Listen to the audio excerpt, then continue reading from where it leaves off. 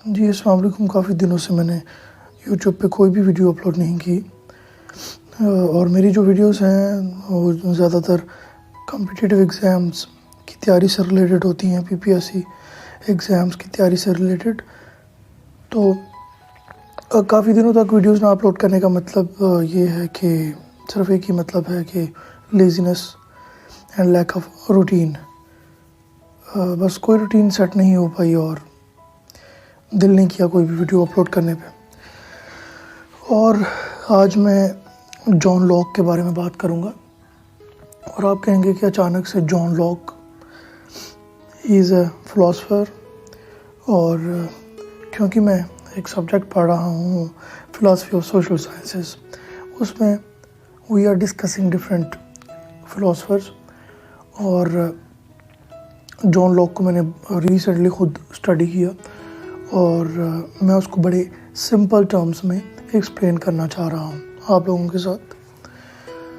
तो इसके दो फ़ायदे हैं। एक तो यूट्यूब पे ये चीज़ सेव हो जाएगी और जो भी इससे फ़ायदा उठाना चाहेगा वो इस वीडियो को सुन के अंडरस्टैंड करके जॉन लॉक को बड़े सिंपल टर्म्स में अंडरस्टैंड कर सकेगा। और दूसरा ये है कि मेरी अंडरस्टैंडिंग जो है वो भी इंक्रीज़ होगी रिगार्डिंग जॉन लॉक। तो जॉन लॉक जो थे 1632 से लेके 1704 इनका पीरियड था, जिसमें यानी कि 1632 में पैदा हुए और 1704 में ये इस दुनिया से चले गए। इससे पहले भी बहुत सारे फिलोसफर्स थे जिसमें रेने डेकार्ट्स, अरिस्टोटल, प्लेटो वो सब थे। और उनकी जो फ़िलासफ़ी है वो इनकी फ़िलासफ़ी से ज़रूर या तो इनके साथ उनका डिसएग्रीमेंट है और या इनके साथ साथ वो उनकी फ़िलासफ़ी चलती है जो उनसे पहले फ़िलासफ़र्स थे। लेकिन क्योंकि हम जॉन लॉक से स्टार्ट कर रहे हैं इसलिए थोड़ा बहुत ज़िक्र पिछले जो फ़िलासफ़र्स हैं उनका भी हम कर सकते हैं। और जॉन लॉक के बाद जब भी टाइम मिलेगा तो हम जो पिछले फ़िलासफ़र्स हैं जिनकी बेसिस पे जॉन लॉक ने जो भी कहा उनको क्रिटिसाइज़ करते हुए या उनको फॉलो करते हुए हम उनको भी डिस्कस करेंगे जब भी टाइम मिलेगा। तो जो जॉन लॉक थे वो ऑक्सफोर्ड यूनिवर्सिटी के स्टूडेंट थे। ही स्टडीड इन ऑक्सफोर्ड और वो मेडिसिन के स्टूडेंट थे और he was a medical practitioner. और फ़िलासफ़ी में उनको इंटरेस्ट था और फ़िलासफ़ी में उन्होंने मुख्तलिफ़ कॉन्सेप्ट्स दिए। वो पॉलिटिकल फ़िलासफ़ी में इंटरेस्टेड थे। पॉलिटिकल फ़िलासफ़ी में उन्होंने सोशल कॉन्ट्रैक्ट का कॉन्सेप्ट दिया और सोशल कॉन्ट्रैक्ट में कि यानी कि गवर्नमेंट और जो रियाया है, अवाम है, उसके दरमियान एक कॉन्ट्रैक्ट होता है, एक हिडन कॉन्ट्रैक्ट, जिसमें ये इमेजिन किया जाता है कि जो अवाम है वो टैक्स देगी और इन रिटर्न जो है वो गवर्नमेंट उनको प्रोटेक्ट करेगी। तो ये उनकी पॉलिटिकल फ़िलासफ़ी में बहुत सारे और कॉन्सेप्ट्स हैं, लेकिन हम उनकी जो एपिस्टेमोलॉजी है उससे रिलेटेड आज हम बात करेंगे। और एपिस्टेमोलॉजी होती है स्टडी ऑफ नॉलेज। हम क्या जानते हैं, हम कैसे जानते हैं, हम क्यों जानते हैं। तो जॉन लॉक ने जो उनके दो मेजर कंट्रीब्यूशंस थी लिटरेचर में, that was an essay concerning human understanding, और एक उनकी जो तसनीफ़ थी टू ट्रीटीज़ ऑन गवर्नमेंट। तो वो एक एम्पेरिसिस्ट थे और जो ब्रिटिश एम्पेरिसिज्म है उसको क्रिएट करने में, उसको स्टार्ट करने में उनका बहुत ज़्यादा रोल था। अब एम्पेरिसिज्म क्या होता है? एम्पेरिसिज्म जो है वो एक क्रिटिक थी, एक कॉन्ट्राडिक्टरी पैराडाइम था, जिसमें जो रैशनलिस्ट हैं जैसे रेने डेकार्ट्स थे वो एक रैशनलिस्ट थे। और वो जो रेने डेकार्ट्स थे उनका जो पॉइंट ऑफ व्यू था वो ये था कि हम जो कुछ भी जानते हैं वो हम रीज़न की वजह से जानते हैं। और इसमें इन्नेट नॉलेज की भी बात है कि कुदरती तौर पे अल्लाह ताला की तरफ से हमारे माइंड में जो है वो नॉलेज क्रिएट होता है। जब भी हम किसी चीज़ के बारे में जानना चाहते हैं तो किसी ना किसी रीज़न की वजह से, किसी लॉजिक की वजह से वो नॉलेज क्रिएट होता है। ये रैशनलिस्ट जो स्कूल ऑफ थॉट के जो फिलोसफर्स थे, ये उनकी राय थी। लेकिन एम्पेरिसिस्ट जो फिलोसफर्स थे वो कहते थे नहीं, हम जो भी जानते हैं वो हम अपने एक्सपीरियंस से जानते हैं। तो जो मेजर ब्रिटिश एम्पेरिसिस्ट थे वो George Berkeley, David Hume, can't, सारे जो थे वो एम्पेरिसिस्ट फिलोसफर्स थे।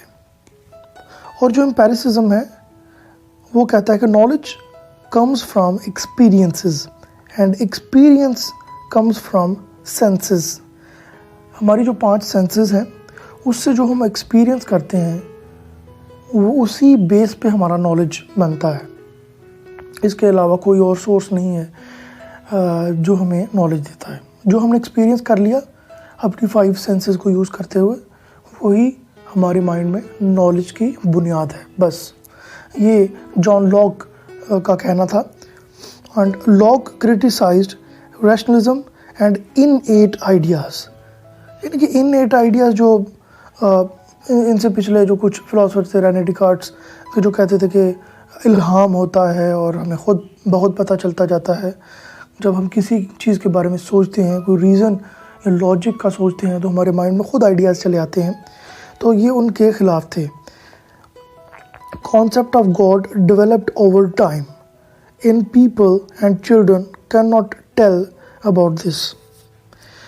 और ये जो कॉन्सेप्ट ऑफ गॉड है ये भी एक्सपीरियंस के ज़रिए लोगों में आया है, और लोगों ने एक्सपीरियंस के ज़रिए गॉड की जो एक पर्सोनिफिकेशन है, एक जो पर्सनैलिटी या जो भी गॉड का तसव्वुर है जो लोगों में क्रिएट हुआ है, that is experienced based knowledge. ये एक इननेट नॉलेज नहीं है, इल्हाम नहीं हुआ लोगों को, ये एक्सपीरियंस कर करके तो आज जो गॉड की पर्सोनिफिकेशन है वो एक पर्सनैलिटी के रूप में जो है लोगों के अंदर जो है वो क्रिएट हुई है। और ये सारी बातें जो हैं वो जॉन लॉक से मंसूब हैं। और जैसे कि ये है कि people and children can not tell about this, कि जो चिल्ड्रन और लोग हैं वो इसके बारे में नहीं बता सकते गॉड के बारे में। जो बिल्कुल छोटे बच्चे हैं उनको गॉड के तसव्वुर का नहीं पता, बल्कि जो लोग हैं, जो माशरा है, जो सोसाइटी है, वो उनको बताता है कि व्हाट इज़ गॉड और कैसे हम गॉड को लेना है, तसव्वुर करना है, गॉड कौन है, क्या नाम है, किस नाम से हम गॉड को पुकारते हैं। तो ये सारा एक्सपीरियंस बेस्ड नॉलेज है। Okay, now we are going to discuss epistemological framework of John Locke. तो उसमें एक है representational theory of perception. Data gathered through 5 senses. हमारी जो 5 सेंसेस हैं उन्हीं के ज़रिए हम जो डेटा है उसको गैदर करते हैं, एंड दैट्स कॉल्ड माइंड्स आई। हमारे जो दिमाग की जो किस तरह हमारा दिमाग देखता है वो 5 सेंसेस की बेस पे ही देख सकता है। Senses representation of that object in mind, और वो जो रिप्रेजेंटेशन होती है वो हमारे माइंड में क्रिएट होती है। We have indirect access with the world. और जॉन लॉक का यह भी कहना था कि हमारा जो वर्ल्ड है, हमारी उसके साथ डायरेक्ट कोई भी हमारा ताल्लुक़ नहीं है। हम किसी भी चीज़ को देखते हैं तो हम सेंसेस के ज़रिए उसको महसूस या उसका तसव्वुर करते हैं, उसको देखते हैं, और वो हमारे माइंड में उसकी एक रिप्रेजेंटेशन बन जाती है। और theory of ideas in the mind.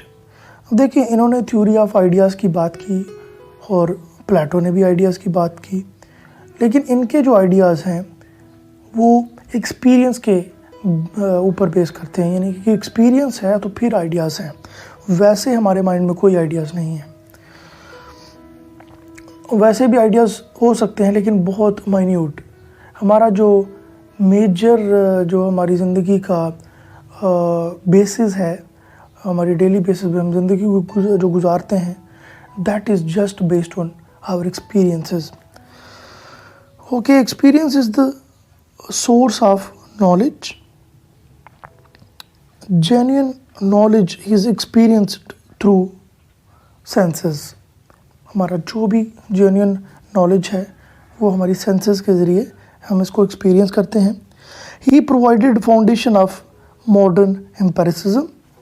Modern जो एम्पेरिसिज्म है वो उन्हीं की बदौलत है, उन्होंने उसकी फाउंडेशन जो थी वह उसको रखा. He was against Plato and Descartes, जो हमने पहले बात की. There is no innate ideas or principles. इल्हाम के ये खिलाफ थे कि कुदरती तौर पर हर इंसान के दिमाग में कोडेड नहीं है सारा कुछ, बल्कि हम जो इंसान हैं वो सीखते हैं एक्सपीरियंस के बेस पे. Okay, knowledge is ideas, but not Plato's ideas are forms, but ideas that are generated from experience. वही बात. Our ideas are derived from two sources. Sensation, एक हमारा जो source है वो sensation है, दूसरा है perception of the operation of our mind.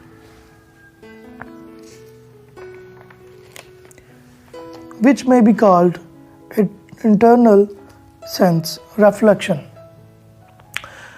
हमारा एक्सपीरियंस जो है वो दो चीज़ों के ऊपर बेस करता है. एक हमारी सेंसेस, हमारी 5 सेंसेस, जिससे हम कोई चीज़ या ऑब्जेक्ट जो एक्सटर्नल वर्ल्ड का है हम उसको देखते हैं, और उसके बाद एक उसका मेंटल इमेज जो हमारी परसेप्शन है, जैसे हमारा माइंड उसको परसीव करता है और उसकी एक रिप्रेजेंटेशन हमारे माइंड में बन जाती है, और फिर उसकी बेस पर रिफ्लेक्शन कि हम उस जो रिप्रेजेंटेशन है हमारे माइंड में हम उसको कैसे रिफ्लेक्ट करते हैं, उसको कैसे इंटरप्रेट करते हैं और कैसे हम यूज़ करते हैं.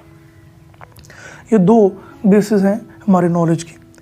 वो think by means of ideas, हम आइडियाज़ की बेस पे ही सोचते हैं. And ideas come from experience. It is evident that none of our knowledge can innate experience. The mind, originally empty and blank, receives simple ideas of two kinds, those of sensation and those of reflection. हमारा जो mind है, जब भी कोई human being इस दुनिया में जन्म लेता है तो उसका माइंड जो है एक ब्लैंक स्लेट की तरह है, और सोसाइटी उसके ऊपर लिखना शुरू करती है और लिखती चली जाती है, और उन्हीं जो लिखी हुई बातों को लेकर, उन एक्सपीरियंसेस को लेकर जो है हमारी परसेप्शन डेवलप होती है और हम उसी तरह से ज़िंदगी गुजारते हैं. और स्टोर्ड जो चीज़ें हैं हमारे माइंड में, उनकी बेसिस पे हम रिफ़्लेक्ट करते हैं, हम अपने पास्ट एक्सपीरियंस की बेस पे रिफ़्लेक्ट करते हैं. Senses are 5: sight, hearing, smelling, feeling और touching and taste. The second of simple ideas is reflection of the mind upon its own operation as it is employed about the ideas it has got. देखिए, सबसे पहले हमारे पास simple ideas होते हैं और कुछ हमारे पास कॉम्प्लेक्स आइडियाज़ होते हैं. और जो सिंपल आइडियाज़ होते हैं that are the building blocks of our complex ideas. Simple ideas से ही हमारे जो कॉम्प्लेक्स आइडियाज़ हैं वो बनते हैं. माइंड इज़ ब्लैंक शीट, जैसे कि हमने पहले बात की. Simple ideas are the first beginning of knowledge. They are the raw materials. जो हमारे सिंपल आइडियाज़ होते हैं दैट प्रोवाइड्स रॉ मटीरियल, और उसकी बेसिस पे हमारे जो कॉम्प्लेक्स आइडियाज़ हैं वो जन्म लेते हैं.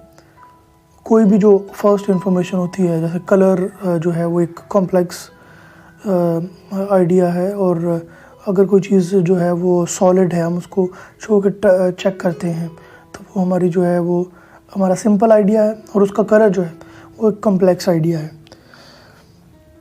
और रिप्रेजेंटेटिव थ्योरी की भी बात की है जॉन लॉक ने, जो हमने पहले भी थोड़ा डिस्कस किया. Ideas are representation of physical objects. कि कोई भी हमारे माइंड में आइडिया जो होता है वो एक्चुअली एक रिप्रेजेंटेशन होती है फिज़िकल वर्ल्ड की जो चीज़ें हैं उनकी. This is representative theory. Complex ideas are the combinations of simple ideas. जो सिंपल आइडियाज़ हैं, मैंने जैसे कहा कि वो बिल्डिंग ब्लॉक्स हैं, वो मिल के हमारे जो कॉम्प्लेक्स आइडियाज़ हैं उनको बनाते हैं। तो आइडियाज़ की दो टाइप्स हैं, सिंपल एंड कॉम्प्लेक्स। और सिंपल जो है वो बेसिस हैं कॉम्प्लेक्स आइडियाज़ की, और सिंपल आइडियाज़ मिल के कॉम्प्लेक्स आइडियाज़ बनाते हैं। Mind joints ideas, bring ideas together but holds them separate and abstract. अब ये तीन वे हैं जिससे जो आइडियाज़ जो हैं वो कॉम्प्लेक्स आइडियाज़ डेवलप होते हैं, कि एक तो माइंड उनको जॉइन करता है, दूसरा उनको एक साथ लेके आता है लेकिन उनको एक सेपरेट ही रखता है, और तीसरा है अब्स्ट्रैक्ट, यानी कि जो इमेजिनेशन है। ये तीन वेज हैं। फर्स्ट इज़ कि जिसमें जॉइन किया जाता है आइडियाज़ को, और दूसरा जिसमें उनको एक साथ रखा जाता है लेकिन उनकी सेपरेशन भी बहाल रखी जाती है, और तीसरा अब्स्ट्रैक्शन है, इमेजिनेशन है जो। अच्छा, ये जो कॉम्प्लेक्स आइडियाज़ के बनने का जो प्रोसेस होता है, ये तीन प्रोसेसेस हैं। जैसे पहला जिसमें माइंड आइडियाज़ को जॉइन करता है, तो मिसाल के तौर पर whiteness, hardness, squareness and sweetness, जब ये चार चीज़ें, ये सिंपल आइडियाज़ हैं, हमें पता चलती हैं कि कोई चीज़ वाइट भी है, सख्त भी है, स्क्वायर शेप में है और मीठी है। तो ये एक क्यूब ऑफ शुगर जो है, क्यूब ऑफ शुगर को हम जब लेते हैं तो दैट इज़ ये जो हमारा ये आइडियाज़ को हम जॉइन करके तो हम एक क्यूब ऑफ शुगर का उसको नाम देते हैं। एक मैं मिसाल दे रहा हूँ कि चीज़ कोई सफ़ेद हो और सख्त हो और स्क्वायर में हो और मीठी भी हो, तो वो क्या है? एक मिसाल है कि वो एक चीनी का दाना है, क्यूब ऑफ शुगर है। और सेकंड प्रोसेस जो है उसमें हम कंपैरिजन करते हैं, यानी कि bring ideas together but holds them separate. मिसाल के तौर पर glass is greener than tree to think of relationship, कि जब हम आइडियाज़ को एक साथ रखते हैं और एक दूसरे के साथ उसका कंपैरिजन करते हैं, किसी एक चीज़ को लेके उसका दूसरे के साथ कंपैरिजन। और जो थर्ड प्रोसेस है यानी abstraction, imagination, mind can abstract वो चीज़ें जो मौजूद नहीं होती लेकिन हम अपने एक्सपीरियंस के बेस पे उनको एब्स्ट्रैक्ट कर सकते हैं। मिसाल के तौर पर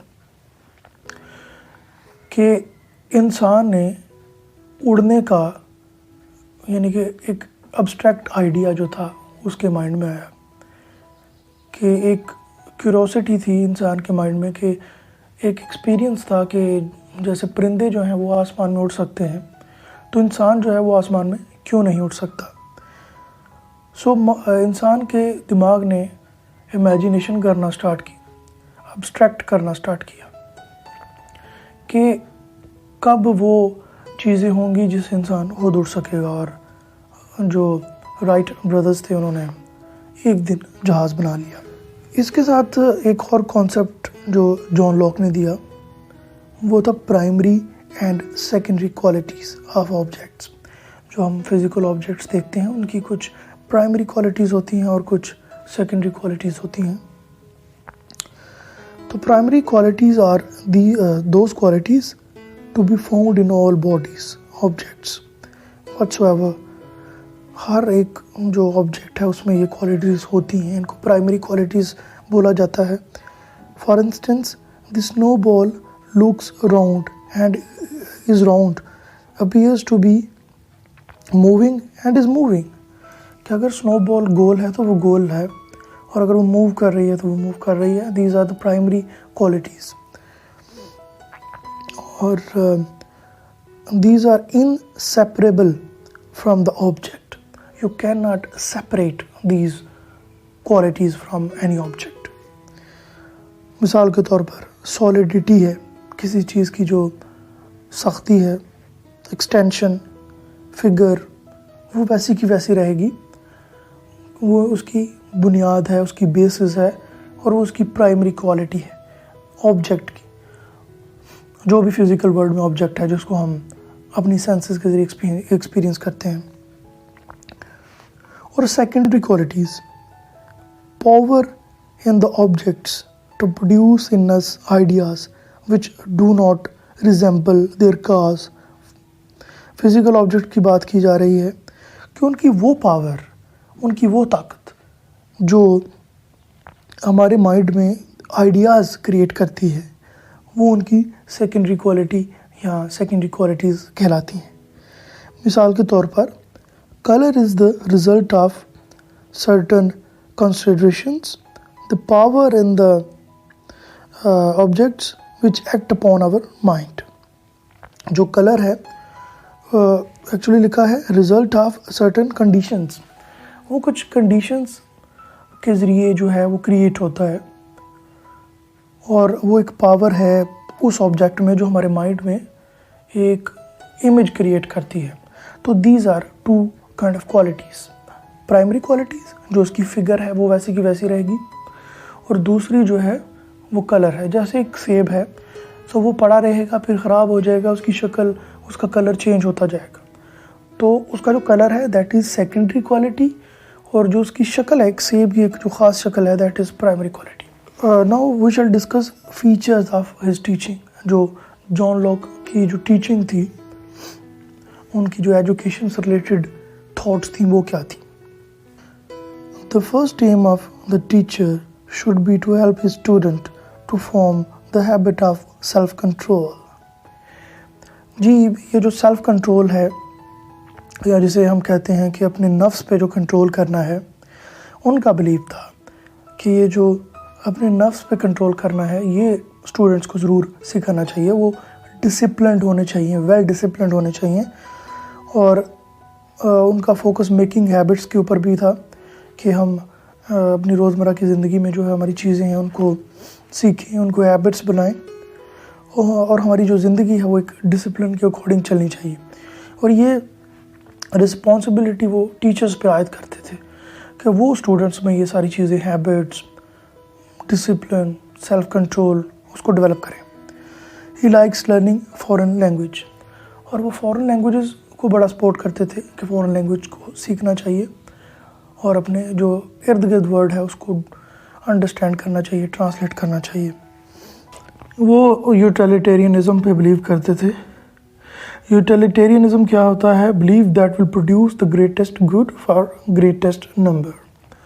ज़्यादा लोगों के लिए अच्छा काम करना, ना सिर्फ अपने लिए जीना बल्कि और लोगों के लिए जीना। ऐसे काम करना जो सिर्फ आपके करीबी लोगों को फ़ायदा ना पहुंचाए बल्कि सबको जिस चीज़ से फ़ायदा हो, इसको हम यूटिलिटेरियनिज़म बोलते हैं। ओके, उन्होंने 3 स्टेजेस ऑफ नॉलेज जो हमें बताई। नॉलेज की 3 stages. Knowledge is the perception. Okay, हम डेफिनेशन भी डिस्कस करते हैं यहाँ पे, जो कि नॉलेज की डेफिनेशन दी है जॉन लॉक ने। Knowledge is the perception of the agreement और डिसएग्रीमेंट ऑफ 2 आइडियाज़। नॉलेज जो है वो या तो एग्रीमेंट है या फिर डिसएग्रीमेंट है 2 आइडियाज़ का। These ideas comes to us via our senses, which in turn can be turned into new ideas via reflection. ये जो हम अभी तक डिस्कस करते आ रहे हैं वो इस डेफिनेशन में सब कुछ समा जाता है। कि दोबारा से मैं डेफिनेशन रिपीट करता हूँ और आपको रिकॉल हो जाएगा जो भी हमने अभी डिस्कस किया। Knowledge is the perception of the agreement और disagreement of the ideas. These ideas come to us via our senses, which in turn can be turned into new ideas via reflection. We cannot have knowledge beyond our ideas. हमारा जो knowledge है वो एक limited knowledge है। इंसान का जो knowledge है वो लिमिटेड है। हम अपनी सेंसेस से आगे नहीं सोच सकते। हम अपने एक्सपीरियंस से सीख सकते हैं, उसके आगे जो अल्लाह ताला ने हमें जिस चीज़ को सिखाया है या जितना हम जान सकते हैं उतना ही जान सकते हैं अपनी एक्सपीरियंसेस की बेस पे। और जो अल्लाह ताला ने हमें ताकत नहीं दी उस तक हम नहीं पहुंच सकते। और हमने सिंपल आइडियाज़ की बात तो कर ली है।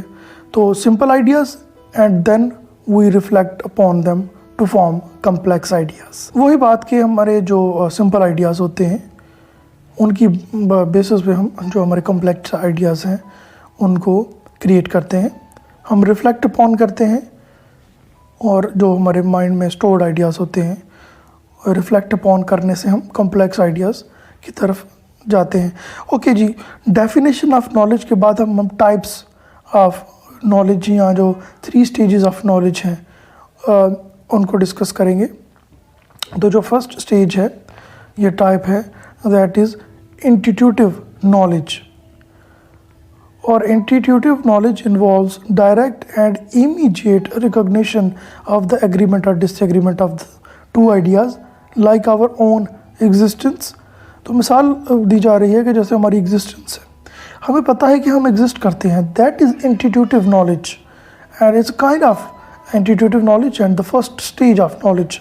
सबसे पहले हम ये जानते हैं कि हाँ जी हम एग्जिस्ट करते हैं। इसमें परफेक्ट सर्टेनिटी होती है।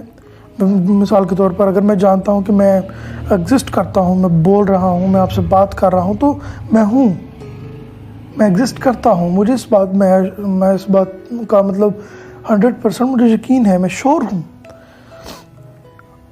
और अगली इसकी जो characteristic, rarely available to us, कि ये जो है हमें इंट्यूटिव नॉलेज है जो ये बहुत ही लिमिटेड है।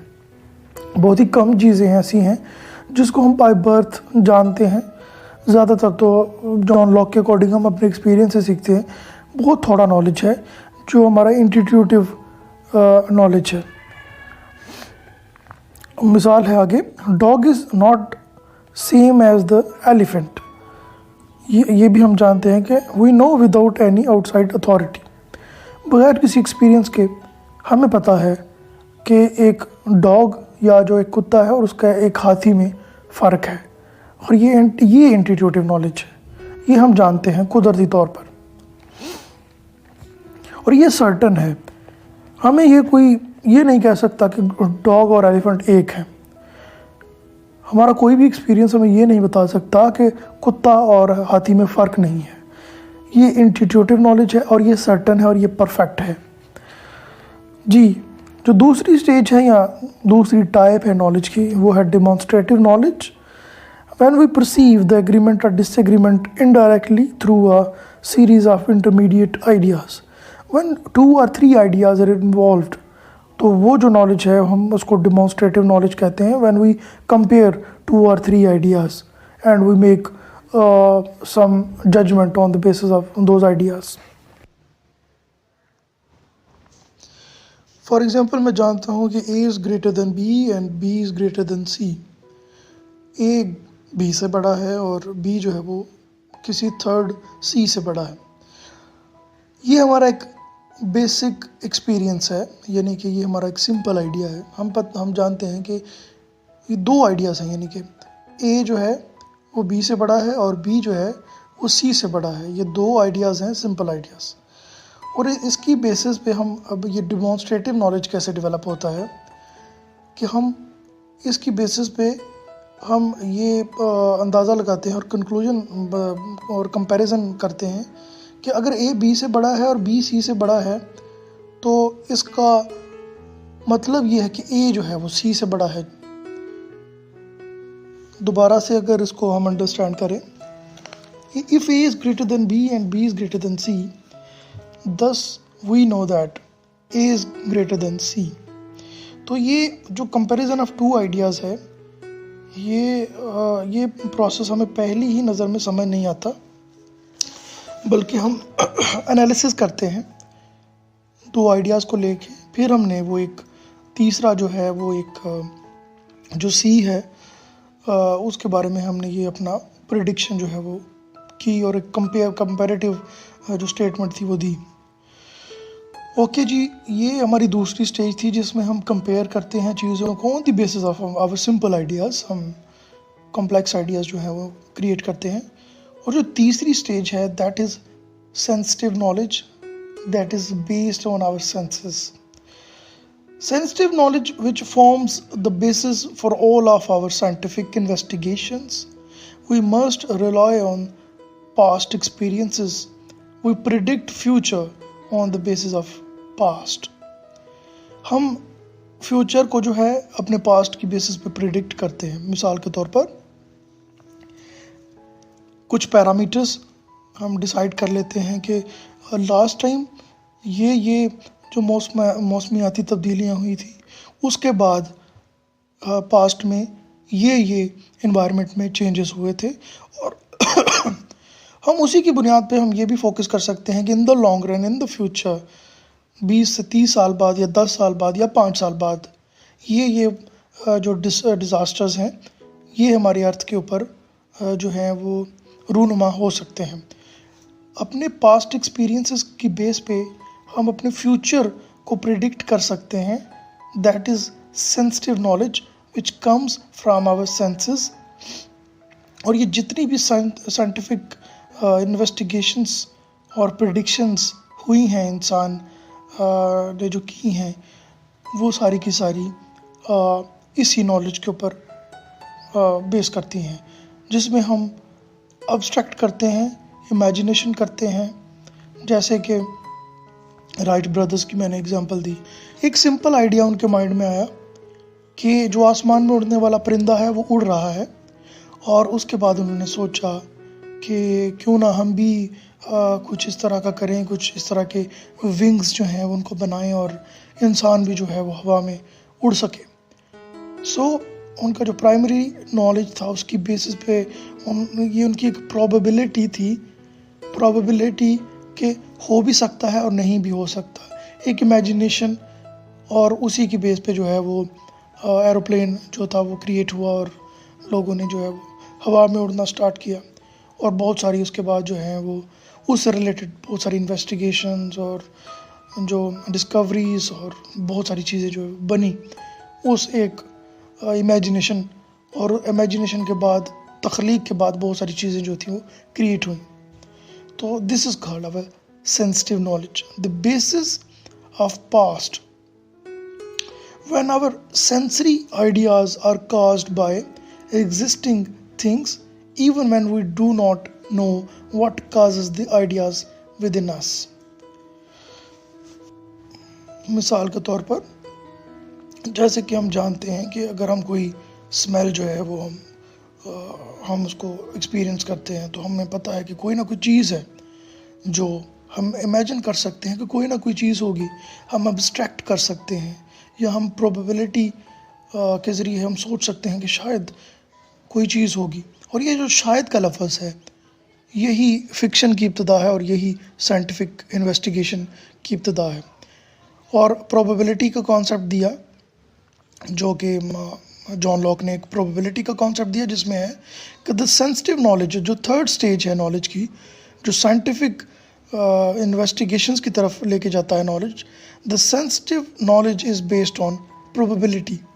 प्रोबेबिलिटी है शायद, कि जो चीज़ शायद हो शायद ना हो, और उसी शायद की बेसिस पे ये सब कुछ जो है इंसान ने साइंस में अचीव किया है. Probability depends upon past experiences. हम अपने पास्ट एक्सपीरियंसेस को देखते हैं.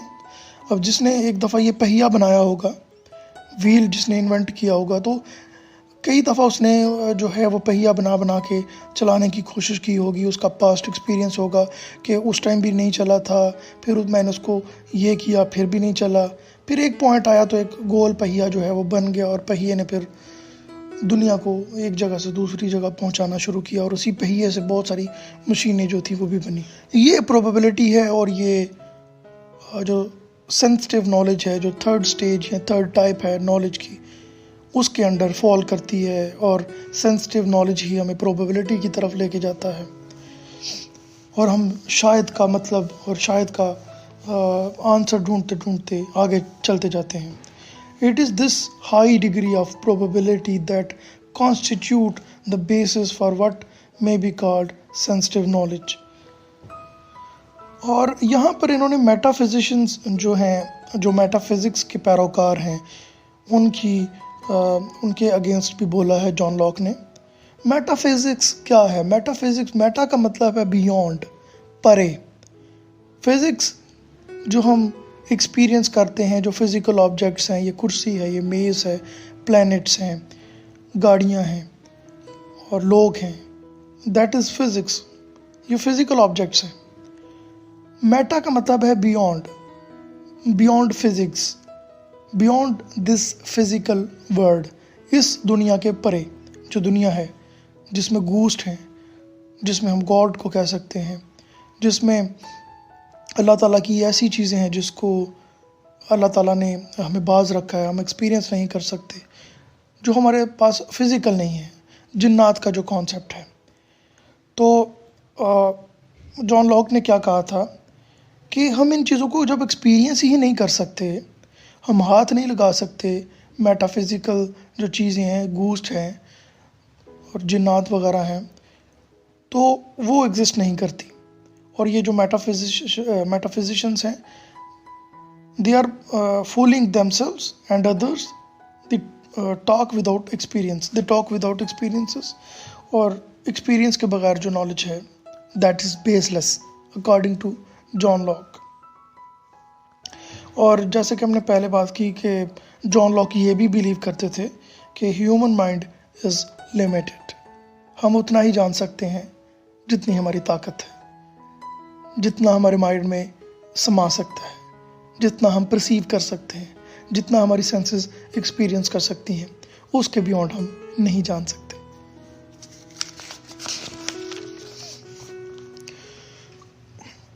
तो दोस्तों, आज के लिए इतना ही। मैंने जॉन लॉक को बड़े ही सिंपल टर्म्स में एक्सप्लेन करने की कोशिश की है उर्दू में, और मुझे उम्मीद है कि आप लोगों को जॉन लॉक की फ़िलॉसफ़ी को, एपिस्टेमोलॉजी को समझने में बड़ी मदद मिली होगी।